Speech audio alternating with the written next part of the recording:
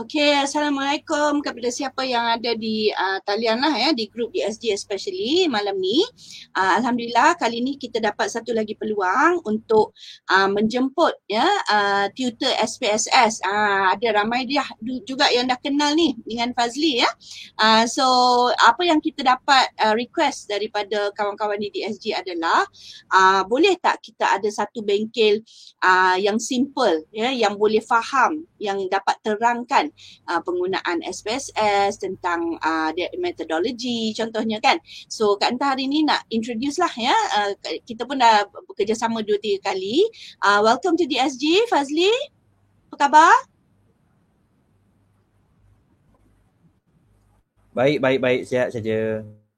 Okay, Alhamdulillah. Alright, so Kak Anta nak minta Fazli explain lah ya, apa yang kita panggilkan bengkel Muh Ngaji SPSS ni, apa yang ada, siapa yang patut join dan apa antara info-info yang kita akan bagilah ya. So teruskan sebab kita dah share slide. Silakan Fazli.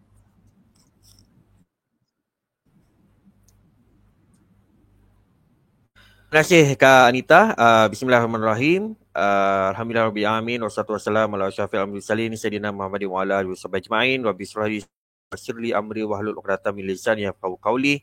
Baik, terima kasih Kak Admin Anita Anan, kita punya founder kepada Doctorate Support Group, dan terima kasih pada rakan-rakan DSG yang sedia bersama dengan kita pada malam ini untuk preview ni preview sikit untuk kita promo sikit lah bengkel Muh Ngaji boh kita ngaji SPSS boh.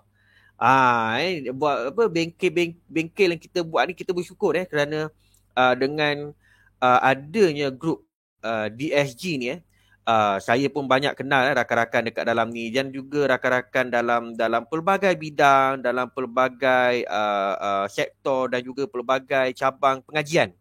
Dan daripada situlah kita dapat experience macam Kak Anita katakan tadi, yang mana daripada sinilah yang kita nak share kita punya pengalaman, kita share kita punya expertise dan share kita punya ilmu.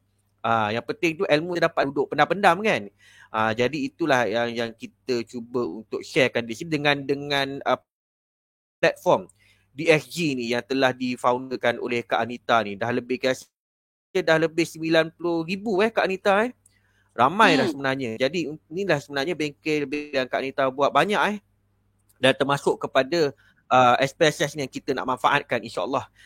Kolaborasi saya dah lama dah tinggal ni. Tahun lepas kan ramai kawan-kawan join sesi saya tahun lepas kan. Masa kita PKP kita buat banyak sesi online kan. Jadi sebab tertangguh sedikit lah sebab komitmen kerja dan sebagainya. Jadi ini kita kembalilah semula. Kembali semula sebelum bulan puasa. Mengambil keberkatan sebelum bulan puasa, insyaAllah kita nak share sama-sama lah dengan bengkel Muh Ngaji SPSS dengan kerjasama dengan Kak Nita untuk DSG. Jadi kita akan adakan pada 26 hingga 27 Mac, Sabtu dan Ahad. Mungkin kalau Isnin Jumaat tu ramai yang bekerja dan sebagainya, insyaAllah kita buat dan penuh. 2 hari tu kita buat bukan sebelum ni 2 jam, 3 jam. Ada orang cakap dengan saya sebelum ni rakan-rakan di DSG kata tak cukup Cik Fadli. 2 jam tak cukup tu sebenarnya. Betul, bila saya fikir balik, betul juga tak cukup sebab banyak soalan nak ditanya, banyak lagi function nak ditanya lagi kan. Jadi kita buatlah dengan Kak Nita, kita buat 2 hari lah. Kita berkampung 2 hari untuk bengkel, kita buat atas talian sebab kita rancang memang nak buat secara fizikal. Tapi kenangkan kalaulah kes tu masih lagi 2,000 ke 3,000 tu bolehlah lagi kita nak buat kan. Tapi dengan keadaan sekarang pun dah kes pun nak dekat 35,000 dah ni, kita risau dah. Takut nanti kita datang ramai-ramai, nanti kita semua pula yang positif lah pula kan.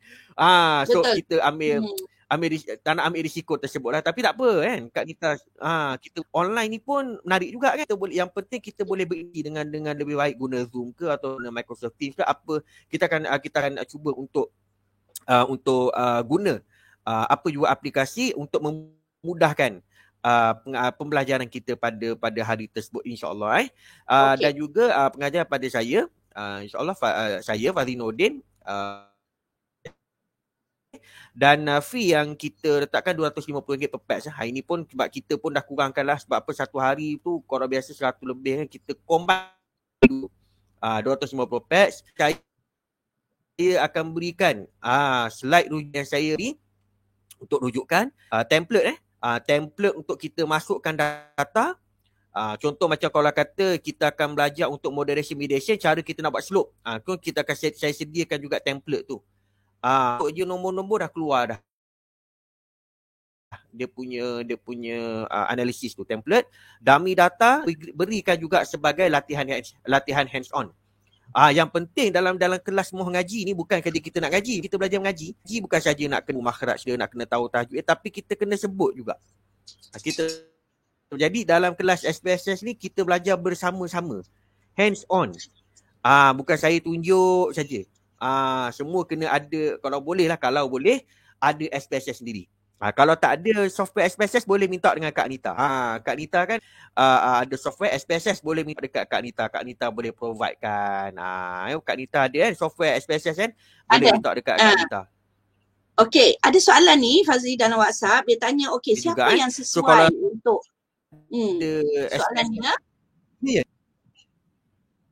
dia? Dia tanya, siapa yang sesuai untuk hadir ke sesi ni? Untuk menjawab soalan siapa yang teruskan. Okey, untuk yang sesuai datang ni, bagi mereka mungkin yang pertama yang mungkin tak tahu nak divide sama ada kuantitatif ke kualitatif. Mungkin nak pula nak start kenal tentang SPSS ni. Nak start kenal dengan SPSS, apa function-function dalam SPSS ni. Kadang-kadang SPSS ni banyak function.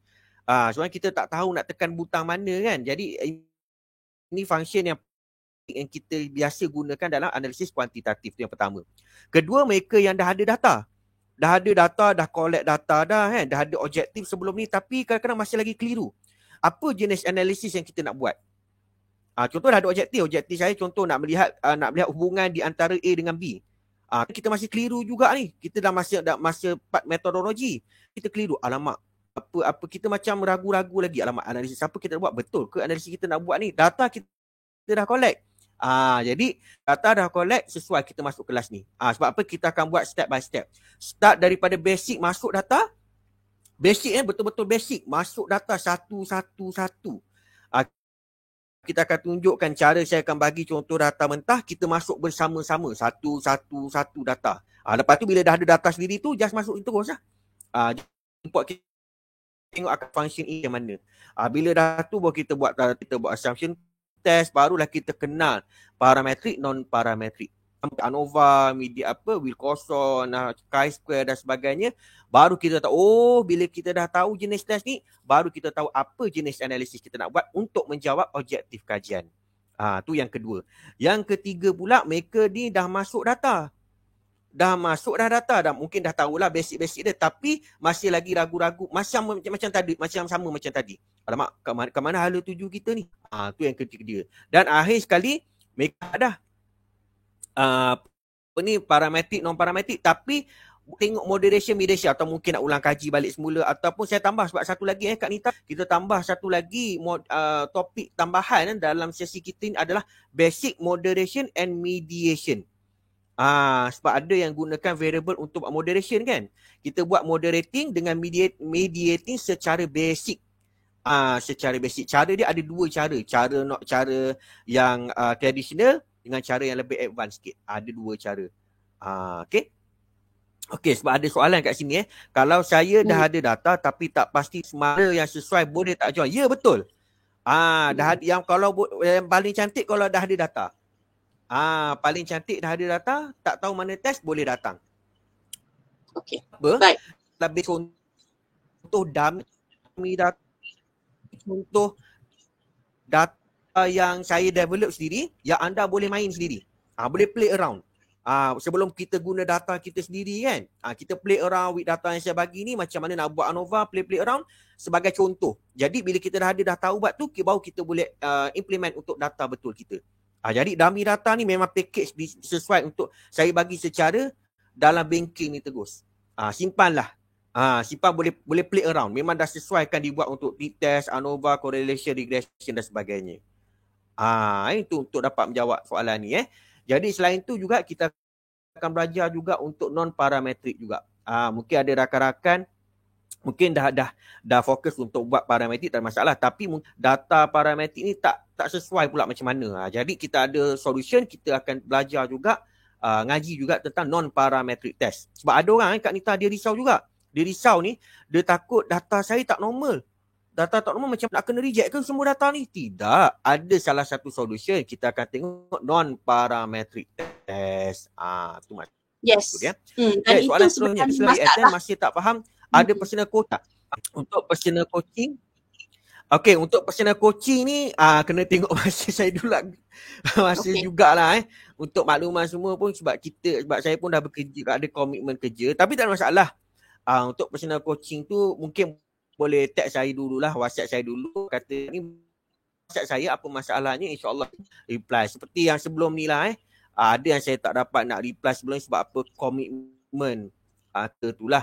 Tapi sebab komitmen kerja tu saya rasa macam sedih lama, macam sedih tinggal lama dengan DSG kan. Jadi saya kontak dengan Kak Nita rasa dengan kawan-kawan untuk saya refresh balik dan juga untuk kita tambahkan balik ilmu kita buat kelas ni balik. Bengkel ni semula untuk kita belajar bersama-sama. Kak Nita boleh refresh balik SPSS, saya pun boleh refresh balik SPSS, rakan-rakan benda yang baru. Mungkin ada rakan-rakan yang dah datang sesi saya sebelum ni nak refresh lagi sekali. Pun lagi baik. Pun lagi cantik dekat sini Okey. Itu saja untuk bengkel kali ini. Kalau ada apa-apa pertanyaan boleh refer pada Kak Anita lah refer pada Kak Anita di SG. InsyaAllah saya pun ada di SG, di Facebook, boleh messenger pada saya. Tidak tak masalah. InsyaAllah. Itu saja Kak Anita. Baik, okey. Terima kasih banyak Fazli. Ini tengok gaya kepada WhatsApp yang datang ni nampak macam ramai dah ni yang berminat. Dia the only thing yang Kak Nita ni, this is from my own experience. Kadang-kadang kita attend sesi yang di universiti kan, katakan prof atau sesiapalah yang bagi. Dia punya level tu kadang-kadang terlalu tinggi. Okay, kita ni nak tanya takut. Dah lah soalan, dah lah tak faham statistik kan. Nak tanya takut, tak berani. So kadang-kadang kita perlukan sesi introduction macam ni. Dan rasanya Fazli ni sangatlah friendly. Tanyalah apa soalan pada dia. Janganlah rasa takut nak tanya kan. Kadang-kadang kita ni al-maklum lah kan. Belajar PhD tetapi asas statistik pun tak tahu. Which is so common. Ya, even myself pun hari tu masa kita buat assignment terpaksa refer balik sebab ilmu yang lama dah kita lalu, dah tak guna kan, lupa. So insyaAllah, Alhamdulillah kalau kita boleh dapat peluang ni dan Kak Nita sangat-sangat alu-alukanlah ya kawan-kawan yang berminat. Nanti kita akan letak link untuk registration. Kemudian pada 26 dan 27 nanti kita akan decide lah sama ada nak guna Zoom atau Meet ya, yang mana selesa lah untuk trainer ya. So rasanya tak ada dah soalan di WhatsApp yang datang. InsyaAllah kalau ada nanti kita akan war-warkan lagi lah di track yang sama. Dan untuk makluman semua ya, semua sesi live kita ni ada recording. So everybody can just datang ke DSG dan cari balik recording ni. Memang ada ya dekat media. So katakan terlepas, boleh tag kawan-kawan. Kata kawan-kawan nak dapat info ni, insyaAllah akan dapat. So terima kasih banyak Fazli untuk sesi hari ni. So insyaAllah kita sama-samalah ya buat kerja sesama. Kak Nita pun banyak lagi, ada beberapa modul lagi nak siap. Dan insyaAllah selepas dah habis pening-pening DBA ni, insyaAllah boleh teruskan dengan bengkel online lah. InsyaAllah ini cara yang paling selamat buat masa sekarang ya. Nak buat face to face memang teringin tapi tak berani ya. Tok salah. Kita pun nak sambung juga ni DBA nanti sebab PKP kita tak dapat nak sambung lagi ni. InsyaAllah adalah nanti rezeki dia ya. Okey Fazli, so Assalamualaikum. Terima kasih semua yang menonton. Tunggukan nanti link registration kita ya. Okey Fazli, thank you so much. Assalamualaikum.